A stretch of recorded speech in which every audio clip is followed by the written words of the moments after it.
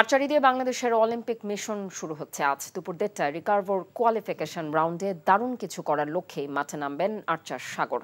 বাংলাদেশ থেকে একমাত্র অ্যাথলেট হিসেবে সরাসরি অংশ নেওয়া সাগর লড়বেন 64 জন আর্চারের সঙ্গে। 18 জুলাই শুরু বাংলাদেশের শুটিং ইভেন্ট। 10 মিটার এয়ার রাইফেলে রবিউলের স্বপ্ন পূরণের মিশন শুরু হবে। কোয়ালিফিকেশন রাউন্ডে তাকে লড়তে হবে বিশ্বের বাঘা বাঘা সব শুটারদের বিপক্ষে।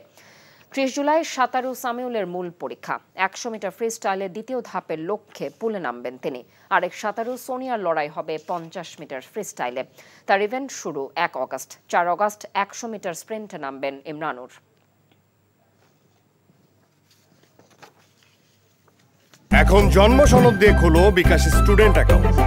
নিজের বিকাশ নিজে কর।